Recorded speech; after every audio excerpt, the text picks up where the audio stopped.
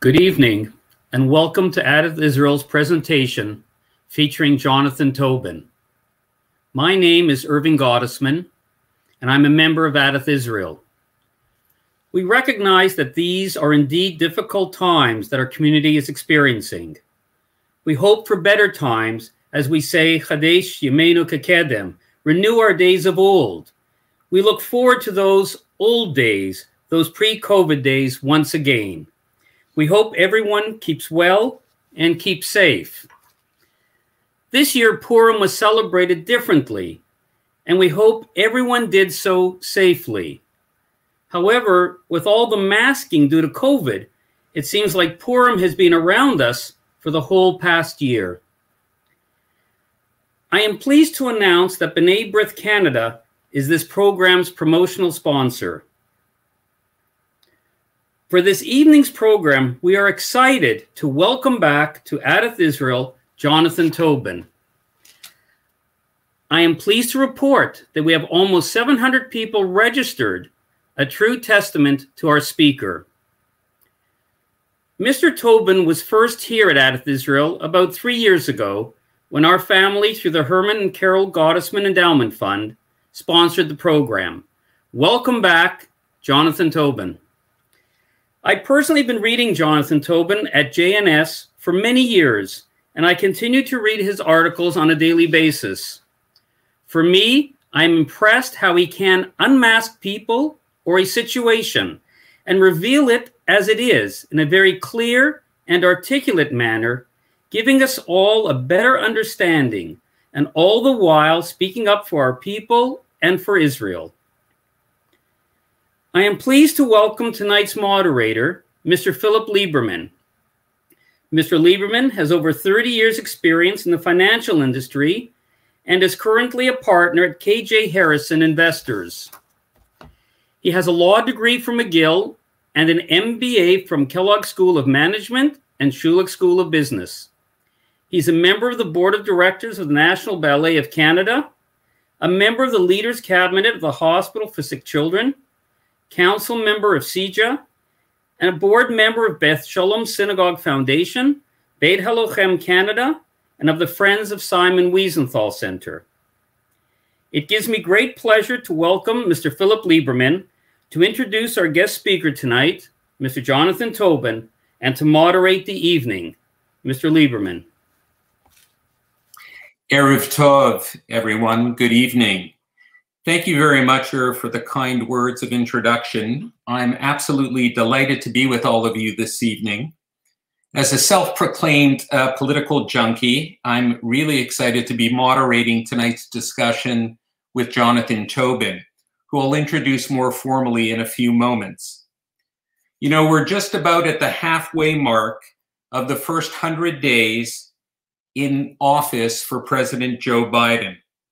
And our topic this evening, the US-Israel relationship under Biden and anti-Semitism from both the left and the right, is both important and highly relevant, not only for the Jews of the United States, but I'd suggest for Canadian Jews, and for that matter, for the global diaspora. Before I introduce Jonathan, just a couple of housekeeping matters I wanted to go through. Jonathan will be speaking for about 30 minutes, after which I'll moderate a question and answer session. On that note, there's a chat box or a comment box that you'll see on your screens, which you can submit questions at any time, either right now or during Jonathan's comments.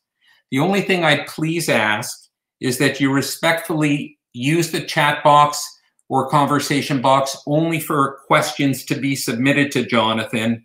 Other comments or chatter will be deleted by our audio-visual professionals. Jonathan Tobin is the editor-in-chief of JNS, the Jewish News Syndicate, an international news service covering the Jewish world and Israel. He's also a senior contributor for The Federalist, The New York Post, Newsweek, National Review, Haaretz, and Israel Hayom. Previous to becoming editor of JNS, Mr. Tobin was executive director for Commentary Magazine. Mr. Tobin has won more than 50 awards for his writing, including being named top columnist for Jewish publications 10 times. He appears regularly on television, commenting on politics in the United States and Israel, foreign policy, and Jewish affairs, and lectures extensively on colleges, campuses, and Jewish communities throughout North America. Without further ado, let me introduce Mr. Tobin, a New York City native who studied at Columbia University. Mr. Tobin. Well, thank you very much, Mr. Lieberman, and thanks to the Gottschalk family and all those who have been behind promoting this event. It's a pleasure to be back with you at Adath, Israel. It was more fun being there in person, and God willing, we'll see each other in person again. But thanks to everyone for tuning in tonight for this event.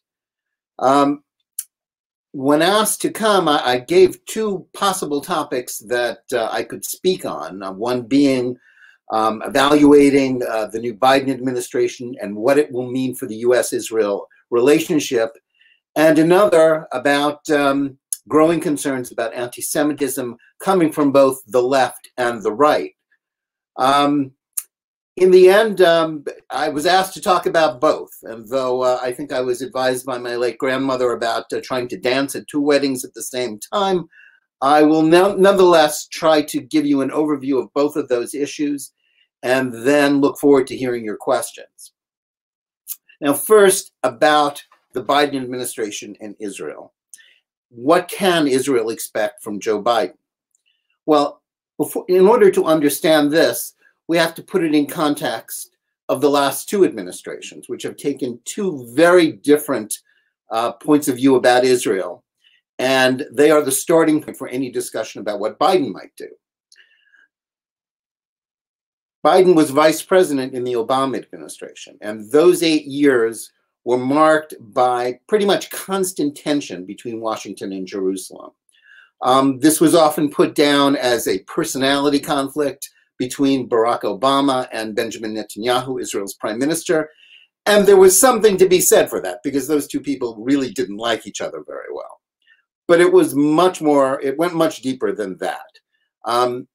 The Obama administration was determined from the outset that it wanted to achieve peace in the Middle East. And President Obama felt the way to do it was to establish more daylight between Israel and the United States. He felt that the United States had grown too close to Israel over the years under both Clinton and George W. Bush. And daylight he was set out to get, and daylight he achieved almost from the outset. His first trip to the Middle East was to Cairo and basically snubbed Israel, which was a mistake, I think, if he was looking to influence Israeli public opinion. And indeed, pretty much everything that Obama did, and this was sort of almost 8 years of running spats between the two governments, had the opposite effect of what he wanted to do. He wanted to influence Israel to be more amenable to his view of how peace could be achieved with the Palestinians. But every kind of pressure, all the daylight, actually had the opposite effect. And in fact, did something that he really didn't want, which was to strengthen Netanyahu. Every time Obama raised the issue, and memorably, one of those times was in 2010, when while Joe Biden was visiting Israel, there was an announcement of a housing start in Jerusalem over the Green Line. The Obama administration treated this as a terrible insult of the vice president, and it set off a series. It was the first of many spats between the two governments. But rather than undermine Netanyahu, cause him to lose support at home, it actually strengthened him. And that pattern happened throughout. And especially in his second term, when Secretary of State John Kerry set out to try to restart a dead-in-the-water peace process with the Palestinians, no matter how much the U.S. sort of tilted the diplomatic playing field in the Palestinians' direction, they ran into a dead end, because Palestinian Authority leader Mahmoud Abbas had no intention of making peace, no intention of recognizing Israel as a Jewish state or ending the Palestinian century-long conflict with Zionism. It has become too much part of the identity of the Palestinian national movement. And Abbas, even if he was willing to do so and wanted to, he certainly didn't think he had the power to. And that's where things got stuck. Relations grew worse when it became clear that President Obama was determined to achieve a rapprochement with Iran and to do a deal over the nuclear program that Israel regarded as an existential threat. And this was the primary tone of the primary theme which worsened the relationship between the two countries in President Obama's second term. Prime Minister Netanyahu was adamant and really represented a consensus of Israeli opinion that the nuclear deal was dangerously weak and was flawed for no other reason other than, and I should say that it broke President Obama's campaign promise that if any deal was going to be done, it would eliminate Iran's nuclear program. Not only did it not eliminate the nuclear program, whatever else it did achieve, it had sunset clauses, which would mean by the end of the 2020s, it would no longer be in effect and would give Iran a legal right to pursue a nuclear weapon. Netanyahu pursued that, the opposition to it vigorously. He was joined by Republicans in the United States, and that had the unintended effect of turning it into a partisan issue, whereas many pro-Israel Democrats who were highly critical of Iran, very tough on Iran until that point, backed Obama because it became a partisan litmus test. And so relations were pretty bad by the time Obama left office, and concluding with a UN resolution, which the United States chose not to veto, as it always had in the past, which treated the Israeli presence in parts of Jerusalem as a crime. In came Donald Trump, someone with no record on Israeli issues, obviously an amateur, not a veteran politician. He had no record on anything, and there was really no reason to expect that he would be that much different or would uphold a pro-Israel policy. But that is not the way it turned out. Trump, whether you love him or hate him, and there doesn't seem to be many people who don't fit into those two categories, he is either loved or hated. When it came to Israel, he was, there's no other way to put it, the most pro-Israel president the United States has ever had. This was made manifest in a number of ways. Most memorably, he became the president who fulfilled the promise that every previous president had reneged on, which was to recognize Jerusalem as Israel's capital, to move the US embassy from Tel Aviv to Jerusalem. But that wasn't the only thing. He recognized Israel's rights to the Golan Heights. He recognized ultimately, changed US policy to regard settlements in the West Bank as not illegal. He held or tried to hold the Palestinian Authority accountable for its support for terrorism and signed into law the Taylor Force Act, which by law prevents US aid to the Palestinians so long as the Palestinian Authority is, as it continues to do, subsidizing terror through salaries and pensions to convicted terrorists who are in Israeli jails and their families. And what's more, he supported, obviously, on Iran, he withdrew from the nuclear deal and began a campaign of maximum pressure to force Iran to renegotiate the deal, to end the sunset clauses, to end its support for terrorism, which was something very close to Israel's heart and the heart of the pro-Israel community. And then he also helped put into effect the Abraham Accords, which normalized relations between two Gulf states, Bahrain and the United Arab Emirates, and then eventually expanded to Morocco and Sudan, to normalize relations with Israel and sort of break that logjam. And this was part of close relations with Saudi Arabia, which has not yet officially recognized Israel, but it's under the table ties with Israel are so strong that they're barely under the table. They're so overt. So that leaves us with, now Trump is gone. Where does Biden come in? Who is Biden vis-a-vis Israel? And what can we expect from his administration? Well, the first thing to say about Biden is that he is someone who has proclaimed his friendship for Israel for the length of his political career, which goes back to the early 1970s. There's no question about it. And he's someone who has always had pro-Israel support for his political campaigns. And in terms of the choices that the Democrats were choosing between when they were choosing a nominee in 2020, the pro-Israel community got what it wanted in Joe Biden. Of all the possible Democrats who could have been the opponent for Donald Trump, Biden was the most pro-Israel. He was the one least likely to adopt the positions that are favored by the left wing of the Democratic Party, which has increasingly come under the influence of intersectional ideology, which regards Israel as an oppressor state, which sees it, and intersectionalism, which links Israel, the Palestinian war on Israel, to the struggle for civil rights in the United States. Biden's not from that school of thought. He is someone who has always been comfortable with Israel, didn't want to be seen as a foe of Israel. That said, he's always been someone who has been critical at times of Israel and has been quick with advice to Israeli leaders, and that has led him into, I wouldn't say conflicts, but certainly rather stiff exchanges with Israeli leaders, dating back to a confrontation that he had with Menachem Begin in the early 1980s, in which Begin berated him and saying that his talk of pressure on Israel would be ignored, as he said he was not a Jew on bended knee. But Biden, on the whole, is someone who was clearly considered not hostile to Israel. His administration, though, is an interesting mix of people.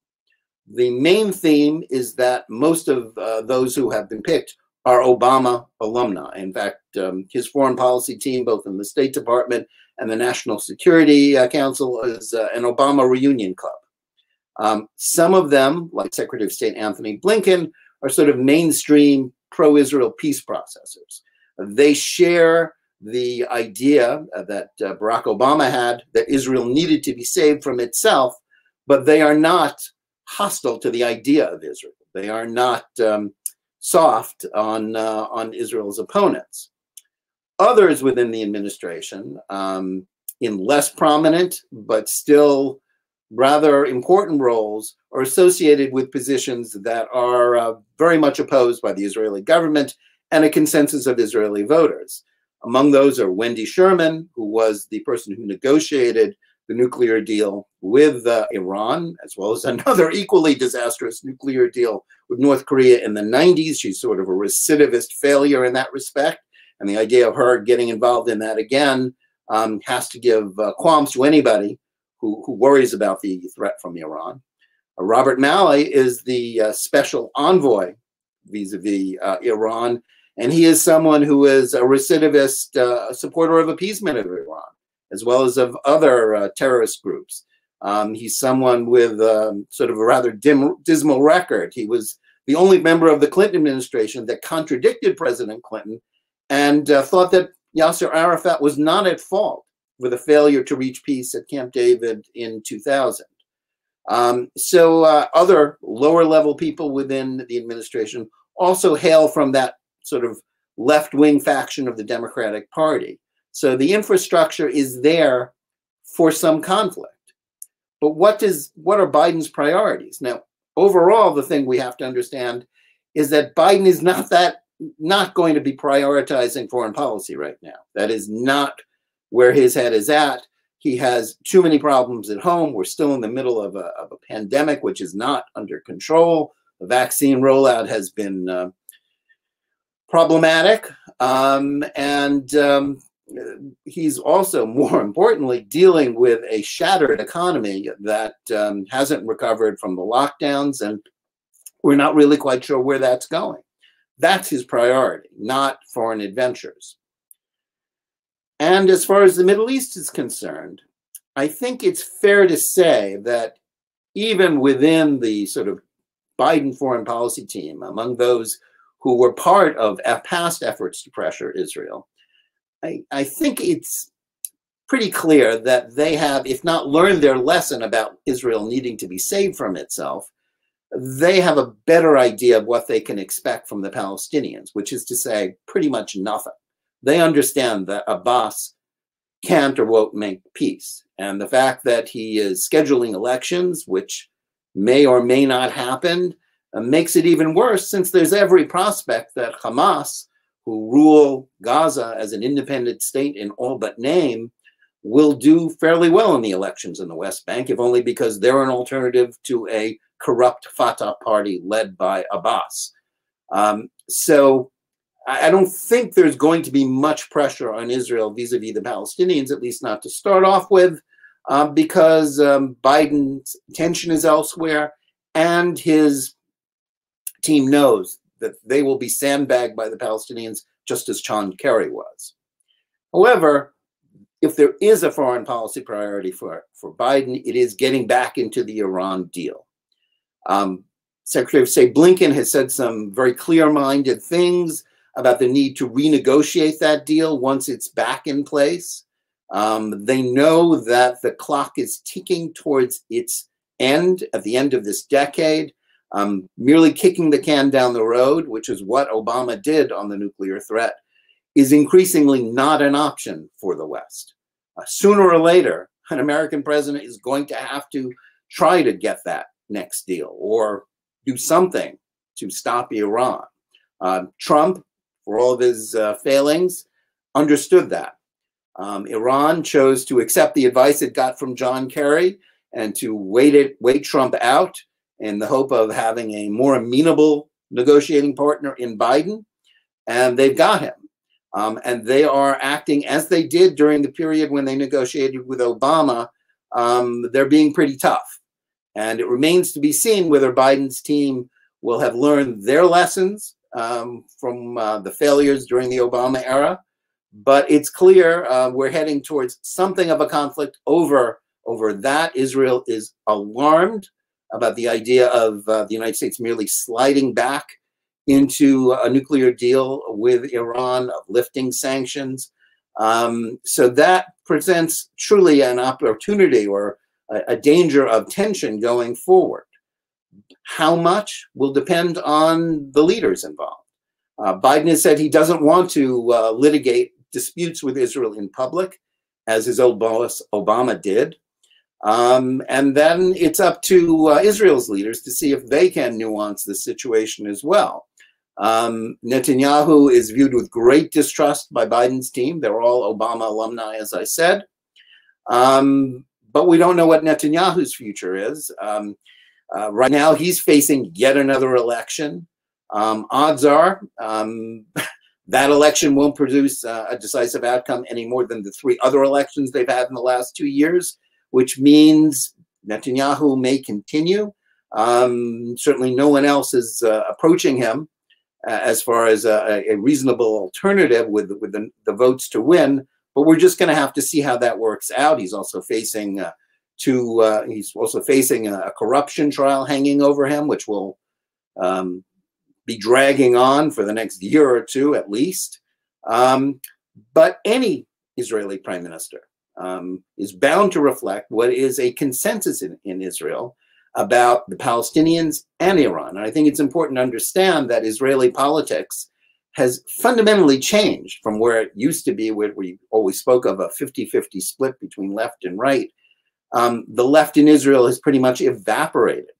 The issue before the Israeli people in the last 3 elections and in this current one isn't about peace for the Palestinians. Would you make concessions?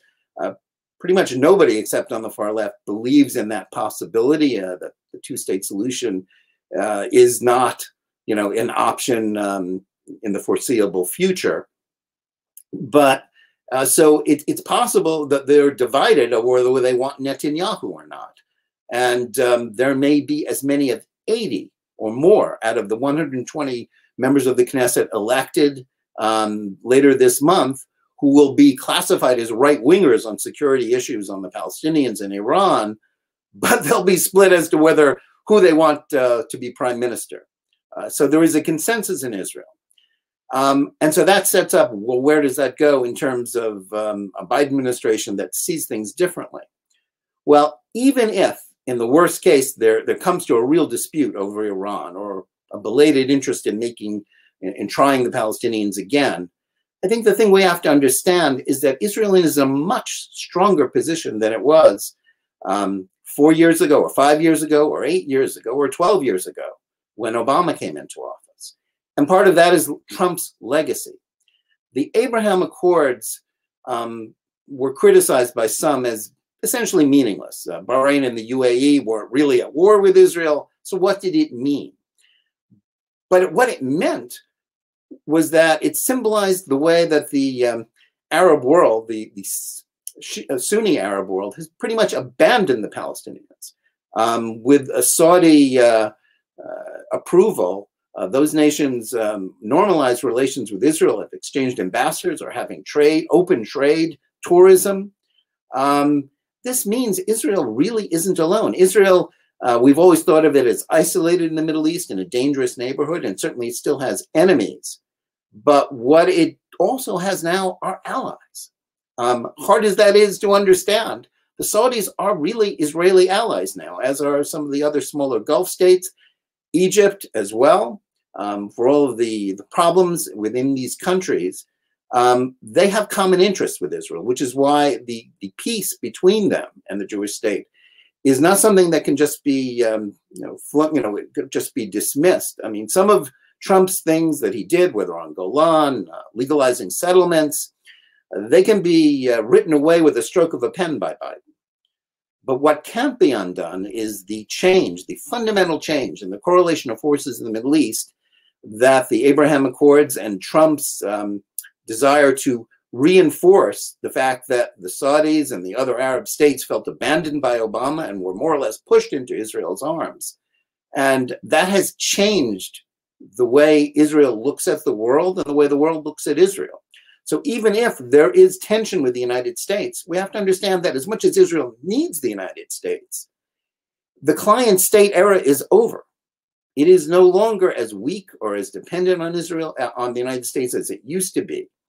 And as Netanyahu proved even during the Obama administration, it can say no to the United States if it thinks that what the United States is asking is not in its interest, and which violates a consensus of its own people.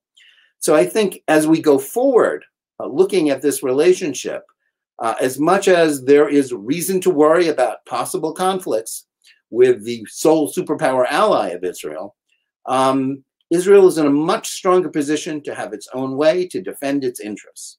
And I think that should, as much as the pro-Israel community, the United States and Canada both, we schrei gewalt for a living, but there's much here to celebrate.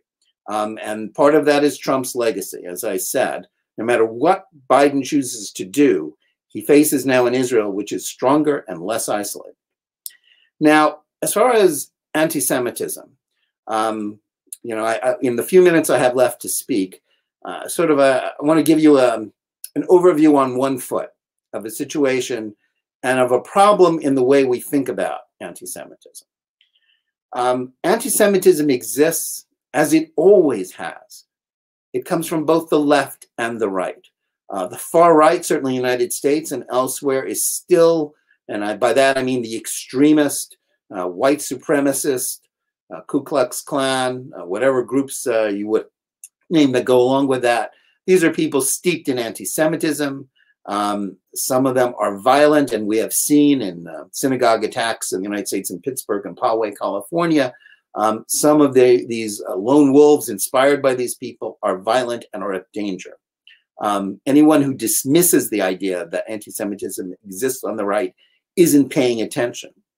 At the same time, we have a rising tide, just as there is a rising tide of anti-Semitism around the world, which is linked to hatred for Israel.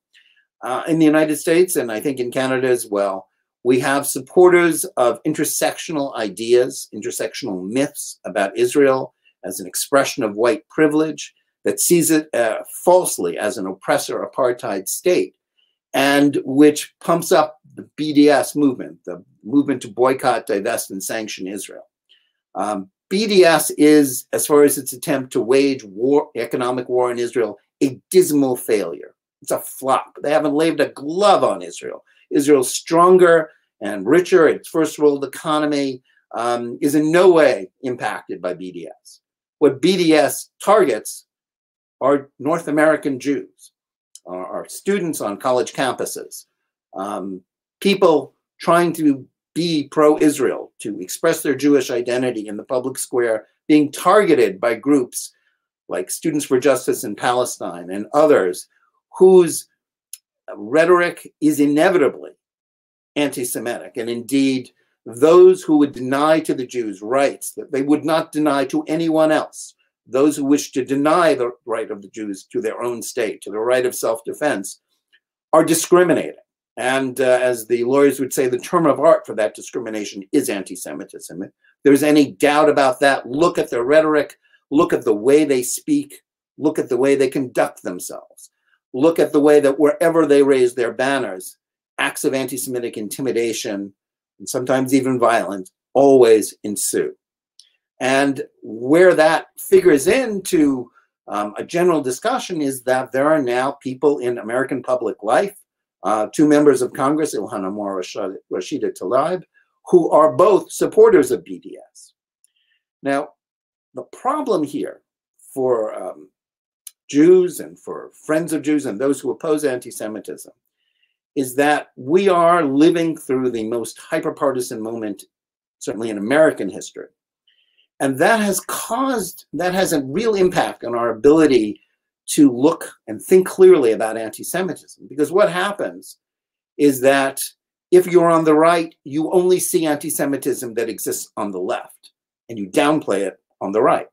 If you're on the left, you only see the anti-Semitism of the right, and you ignore or rationalize anti-Semitism on the left.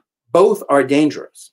A rational, clear-eyed, forward-thinking Jewish community could certainly walk and chew gum at the same time and could see both left and right-wing anti-Semitism as threats. Both are threats. We can disagree as to what at any given moment is the more lethal threat, what is the more dangerous one right now.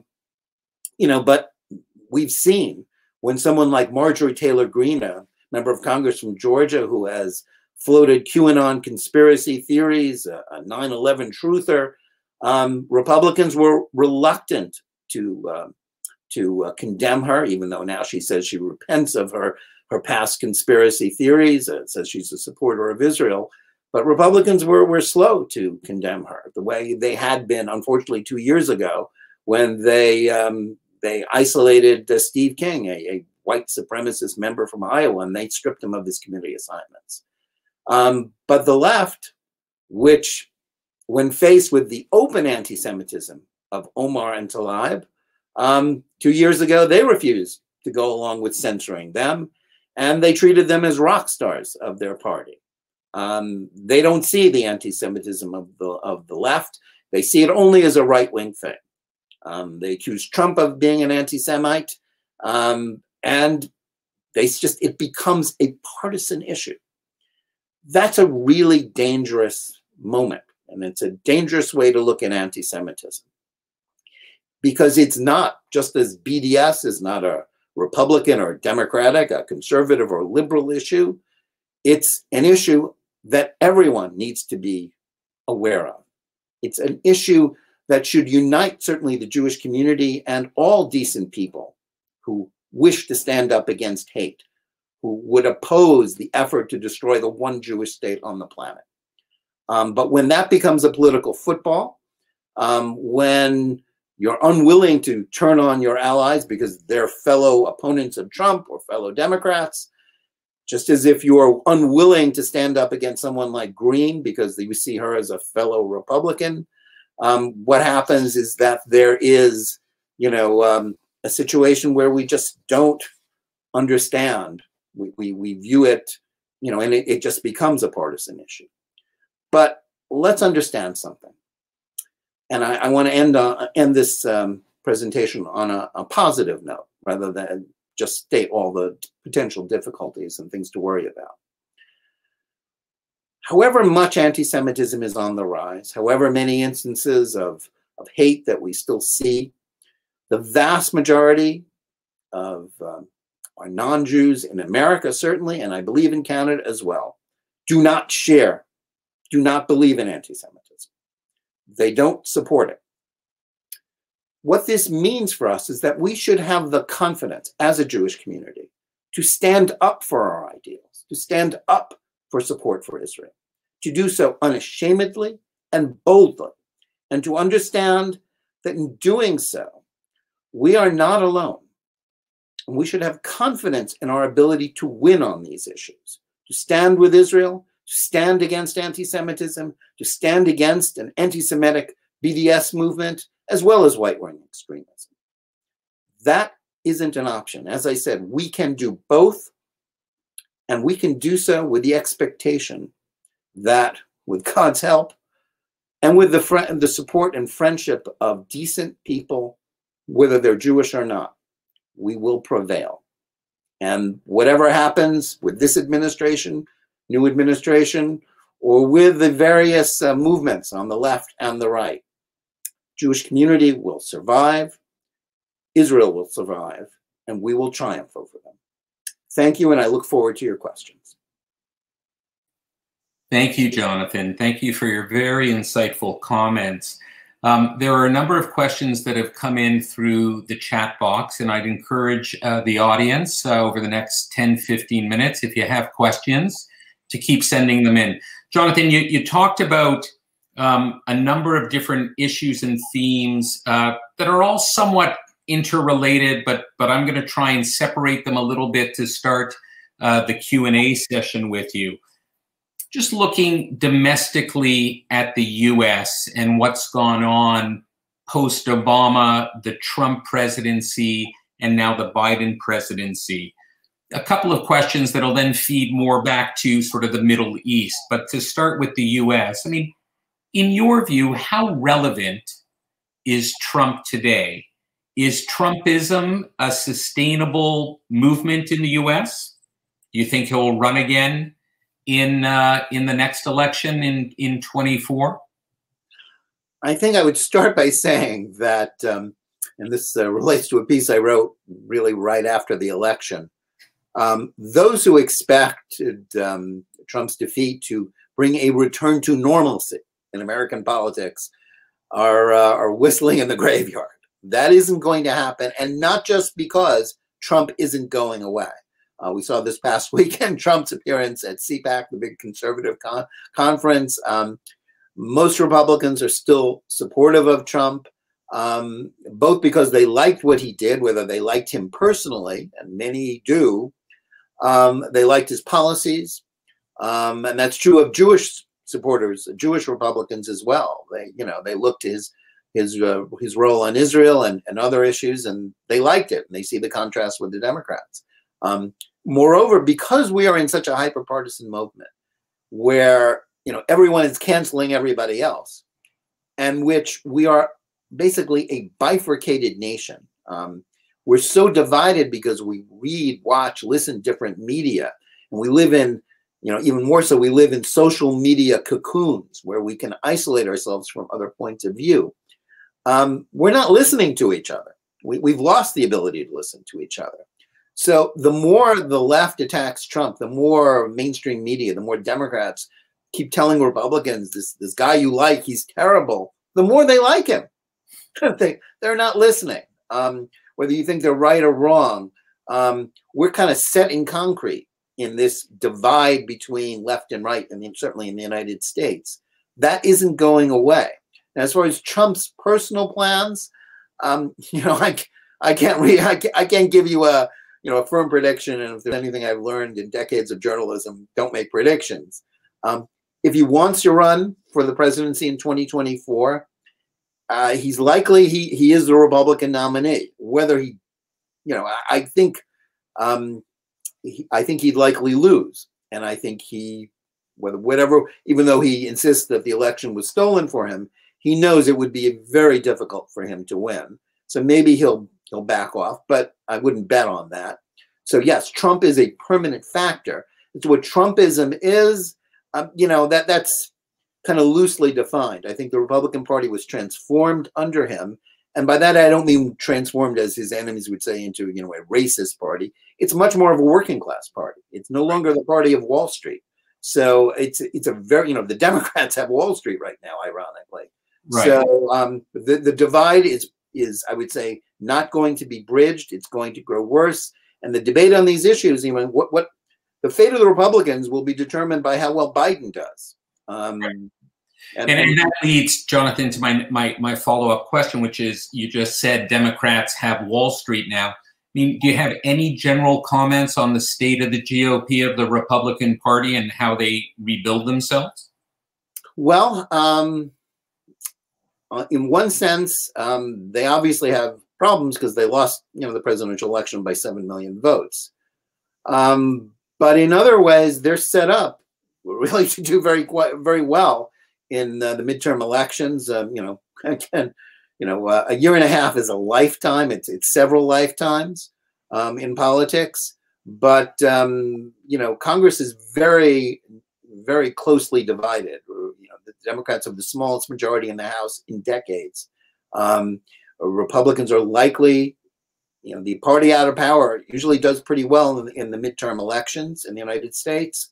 Unless Biden is a smashing success, and I don't wish him ill, but I don't know that that's going to happen, or at least going to happen in a way that will sweep the country.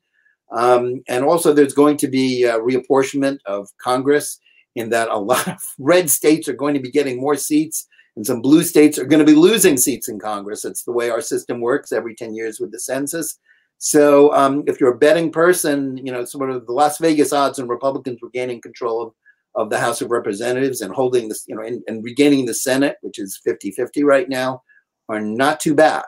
And they have other candidates that, if Trump doesn't win, might be attractive and might be a better alternative. And, would any of those people beat Biden or count Kamala Harris if we assume Biden won't run for re-election? I don't assume, every time, I'm kind of a veteran in covering politics. And if there's anything I've learned, that every time anybody wins an election, they always start talking as if they'll never lose another one. That was true in 2004 with the Republicans, 2008 with the Democrats. Everybody who wins an election suddenly is, looking at a 1,000-year Reich. It never happens that way. Nothing in politics is permanent. So you may say that Republicans need to rebuild. In some ways that's true, but that won't stop them from winning in 2022 if the Democrats do badly in power, or in 2024. Now, you spoke a number of times about how divided the U.S. is. It seems that they're more divided as ever, as Americans, but also as Jews. I mean, in your view, has politics replaced religion in the way that American Jews look at Israel? I would go further. I would say politics has replaced religion in the lives of most Americans. Politics is religion. One of the interesting, if you're into statistics, one of the most interesting poll statistics you could find is attitudes about intermarriage over the last 50 years. And by that, I don't must mean intermarriage between Jews and non-Jews, which is something that Jews debate, but between races. And one of the interesting things about America in the last 50 years is that by overwhelming numbers, in the 1950s, most Americans didn't want their children to marry outside of their faith. And for most Americans, that meant Catholics and Protestants, not just Jews. And they didn't want, certainly overwhelming majorities were opposed to marrying outside of their race. Today, there are strong majorities that, overwhelmingly Americans don't care about their children marrying outside of their faith. And certainly that's true of Jews. And they even care, they also don't care about their marrying outside of their race. Interracial marriage is increasingly common. But what they are against, in majorities that were as strong as their views about religion and race in the 1950s, is marrying out of their political party. The overwhelming majority of Americans don't want their children. If they're Republicans, they don't want their children marrying Democrats. and vice versa. So it has replaced religion, and it's the role in their lives. It's not just with Jews. Now, Jews are divided, certainly in the United States, partly along denominational lines, because the Orthodox are much more pro-Republican than Reformer conservative or Reconstructionist Jews. But it's not just that. I mean, the 30% who voted for Trump, or approximate 30%, depending on which poll you believe, they see the world very differently from the liberal majority of the 65 to 70% that reliably vote for the Democrats. And there is split, and that divide is as harsh and as clear as any divide within any American group. So this period after Obama that we've been in, that many people, not all, have called, and not just in America, but to a certain extent in Canada and certainly in parts of Europe, populism. Is it sustainable? Do you view it as a part of a socioeconomic cycle? I guess what I'm really asking you is, in your view, is the concept of liberalism dead? Well, no, liberalism isn't dead, but I think, you know, if you view it sort of as a black and white terms, that people are either populist and therefore they don't believe in sort of liberal values, there are, you know, authoritarian tendencies. I think that kind of mischaracterizes the divide, because people who call themselves populist in the United States don't think of themselves as authoritarian. That's how Democrats view populist Republicans, and quite frankly, that's how populist Republicans view liberal Democrats. They think they are the authoritarians, you know, silencing them on social media, and you know, that both sides are accusing each other of the same thing, and you have to have a global perspective to understand that they both accuse them. Both accuse you know, that's part of this social media, these silos that I referred to, is that it's not just that we don't listen to each other, is that we don't credit each other with good intentions. Populist Republicans, as I said, it's more of a working class party, that they see that both the establishment of the Republican Party and the establishment of the Democratic Party have pretty much abandoned the working classes in the United States for a more global economy.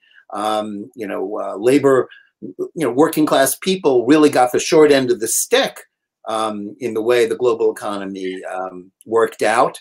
And I think a Republican Party that appeals to that you know, that point of view probably is on its way towards a better future rather than a more dismal one. And I think the gains that the Republicans made, as they did in Congress last year, sort of represents that. So I wouldn't draw this sort of stark divide between, you know, sort of hayseeds with pitchforks who would kill the Jews if they could figure out how to do it, as opposed to sort of liberal democracy standing, you know, at the gates.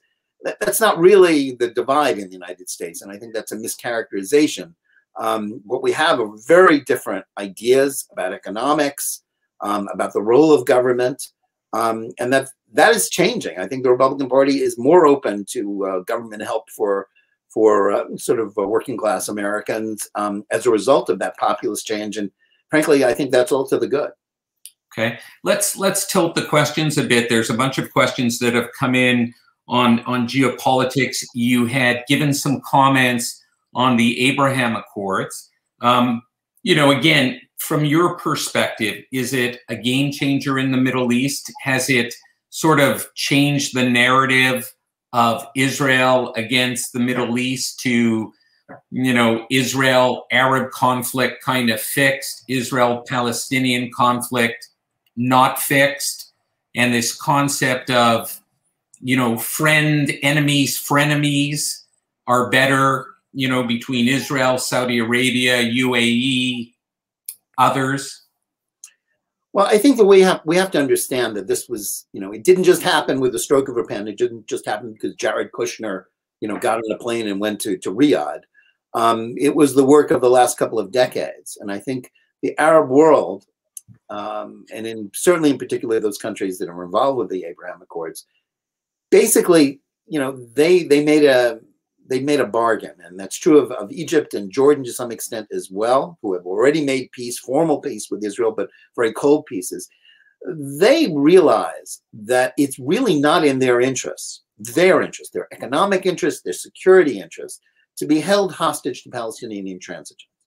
Egyptians always used to say that the Palestinians would fight to the last Egyptian. And that was part of Sadat's equation. It's now true with basically the entire Sunni Arab world, with the exception of those, who are allies of Iran, is that they've given up on the Palestinians. The Palestinians have had their chance to make peace with Israel. They have said no. They're seemingly incapable of saying yes. And they don't want to wait for that. They don't see any reason. They understand that Israel, they may not be ardent Zionists, they may not be Philo-Semites, but they see Israel as an ally against Iran, somebody with common interests there, common security interests. They also see Israel as a first world economy with which they can trade and which they can benefit from by having close relations with Israel. So in that sense, it is a game changer. As I said, Israel is no longer isolated.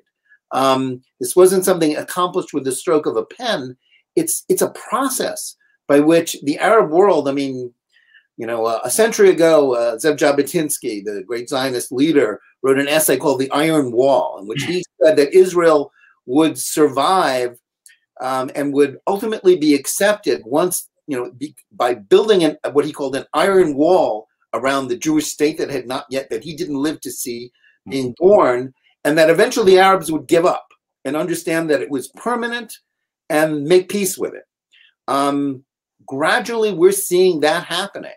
And the good part about it is we see these news stories of tourism back and forth from both sides with the UAE and Bahrain, and more relations throughout the Arab and Islamic world, that Israel is more accepted. It is a geopolitical game changer. And it is one that the Palestinians never reckoned on, and which the Iranians openly oppose and are very angry about, even though they are part of the reason why it came about, because the Arab states view Iran as more of a threat to them than the Israelis even do. Yes. I just want to stick on Saudi Arabia. One of the great things about all of these Zooms and other ways to go about these meetings in the time of COVID is we can have these. The moderator problem is trying to keep up with the list of questions that is popping up in the comment box. So I'm trying to consolidate some questions here. So just sticking on Saudi Arabia for a moment, what do you think about the Biden administration's recent actions towards Saudi Arabia, in particular toward the Crown Prince, in light of the report on the Khashoggi murder by the Saudis? Well, clearly the Biden administration, listen, part of the equation for any new administration, and it's certainly true now, is that they want to reverse everything their predecessors of the other party did. And, Democrats, Joe Biden, very uncomfortable with Saudi Arabia. You certainly don't want to, they have spoken openly about downgrading that relationship. Biden talks a lot about diplomacy is back. And Blinken speaks of, we're going to reemphasize, good relations with allies, which they claim that Trump was against. But in truth, they're not so keen with the U.S. allies in the Middle East, basically the Saudis, and to a lesser extent with Israel. Listen, Saudi Arabia is a brutal regime. Its leader, Mohammed bin Salman, is no Bobby Kennedy. He's no liberal. Even though he is actually, ironically, a force for liberalization within Saudi Arabia and moderation. He's not an attractive ally. He's a very unsavory one. But I think ultimately, and we'll see, how hard Joe Biden pushes this. But the choice in Saudi Arabia is the same as the United States, the same choice that the United States had in Egypt a decade ago at the beginning of the Arab Spring. On one foot, Hosni Mubarak, the longtime dictator of Egypt, was a brutal dictator, and President Obama thought there was a chance that there would be democracy in Egypt. Many people did. The Arab Spring raised hopes, and Obama did what he could to force Mubarak out. But what did that lead to? It led to a government by the Muslim Brotherhood, which was an Islamist dictator, a dangerous Islamist group allied with Hamas, and more oppressive in their own ways than Mubarak ever was. And what that eventually, within a year, it was forced out by a unique thing, a popular coup. millions of Egyptians going into the street saying to the Egyptian military, please get rid of this government. The choice in Egypt wasn't between a bad authoritarian and liberals, liberals who believed in democracy. It was between a brutal authoritarian and even more brutal and more hostile Islamists. That's the choice in Saudi Arabia too. And indeed, in the Persian Gulf, the choice that the United States faces is binary. It's the Saudis or Iran. Who do you think is more dangerous? Right. Who do you think is worse? The truth is, as bad as Saudi Arabia is, Iran has a much worse human rights record, both abroad and at home, and is a danger to the other states and to the stability of the region and to the United States. So ultimately, they're going to have to stick with Saudis and with MBS, and anything that tries to go in a different direction is ultimately going to come to grief. Right. Well, look, that's a perfect segue to now drilling down to Iran. You made some comments on Iran. Some questions have come in, but maybe to try and consolidate some questions, comments, and just sort of nail down your views. So the first is the Biden administration saying that they want to go back into an agreement with the P5+1 in Iran. Do you think they just kind of go in, or does Blinken and the Biden administration stand up and make some significant changes and use this opportunity to negotiate to make it much more palatable to Netanyahu and Israel and others? Number one. Failing that, some questions have come in. You know, do you think that Israel will stand alone and take preemptive action, military action against Iran if they don't like where it's heading? Well, it's an excellent question. The fact is, right now, the United States, by maintaining the sanctions that Trump put back in place, in which he forced the rest of the world, the West, to go along with, because they have the choice of, well, do you want to do business in the United States or do you want to do business with Iran? You can't have both. So of course they chose the United States. The United States has all the leverage. Obama had all the leverage in 2013 as well. Iran's economy was brought to its knees virtually. Iran is back in that very desperate position because of Trump's policies, Trump's maximum pressure policy. Question is, what does Biden do with this leverage? Just as, is he going to make the same choices that Obama did in 2013 through 2015 in the negotiating process then, in which every time Iran said no, American negotiators said, okay, and basically just discarded all their leverage and chose to get a deal at any price because they wanted that piece of paper. Biden is in the same position. He can be really tough. He has all the leverage in the world to do so. In fact, he is more leverage than even Trump had, because Europeans are much more likely to get behind a tough American response under Biden than with Trump, because Trump was, so unpopular with them, whether that's fair or not.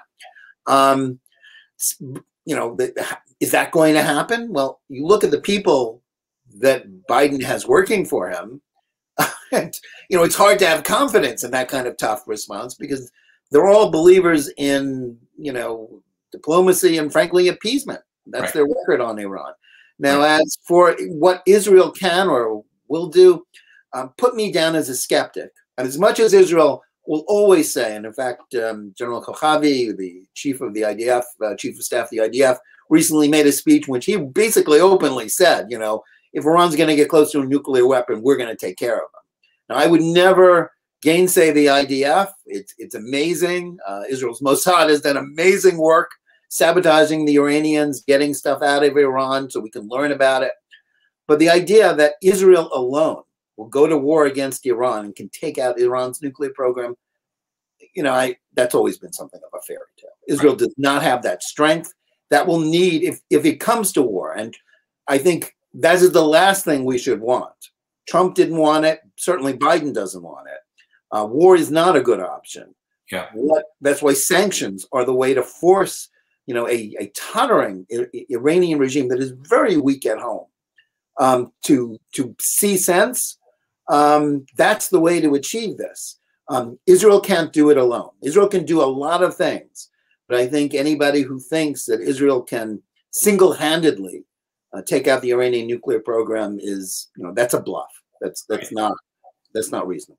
Jonathan, as you can see, I'd love to talk to you for 2 or 3 more hours, but I'm getting some signals from the powers that be that our time is running out, and we want to be sensitive to your time this evening.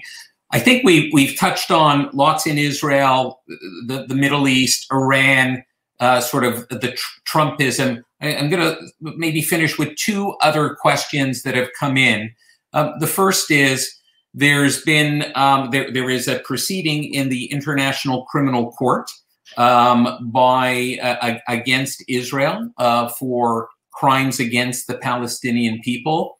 Comments on it? Is it something to be taken seriously? Is it noise in the system? Where is that going? It is to be taken seriously because it is so outrageous. It is a travesty of justice.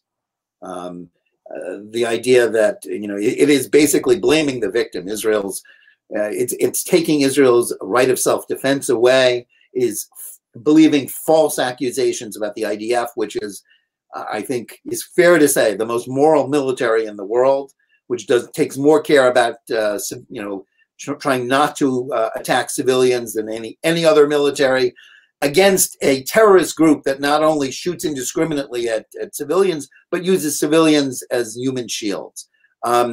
This is a representation. This is an indication of the sort of anti-Semitism that exists within the world bodies and the UN and its associated institutions. I think it's very important for every country, United States, Canada, to stand up against this outrageous way of manipulating, and we see it all too often in the UN Human Rights Council and other places. We almost take for granted this kind of anti-Semitism, this kind of discriminatory approach to Israel, but it should not be allowed to go unopposed. No, absolutely. And I think it's very important that other countries make it clear that if the ICC does pursue this, even after the current prosecutor leaves office, that the ICC needs to be shut down, because it's not for justice. It's a failure on so many levels. I wrote a piece about this for Newsweek a couple of weeks ago. It needs, if it can't reform itself, if it can't back away from that, it needs to be shut down. Okay, thank you. Sort of the last question or 2 that relate back to the latter part of your presentation on anti-Semitism, BDS, the problem with campuses, both in Canada. Canada suffers the same thing on our campuses. Any comments about, how do we get the younger generation? The millennial generation is a big question mark at United Jewish Appeal and all organizations in terms of their connectivity to Israel, their connectivity to Judaism broadly. Comments about how to gain their support, the younger generation's support for Israel.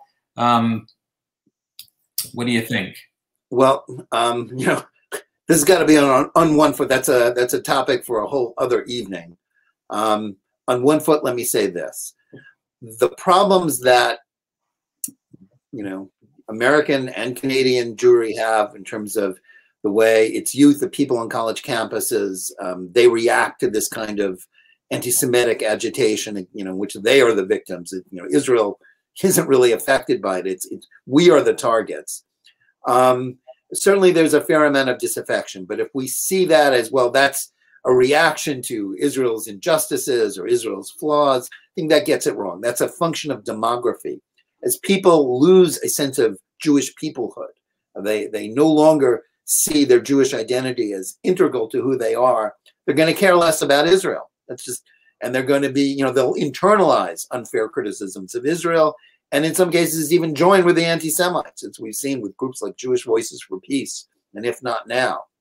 The answer to it, is multidimensional. We have to have more Jewish education. We have to have, more support for Jews on campuses.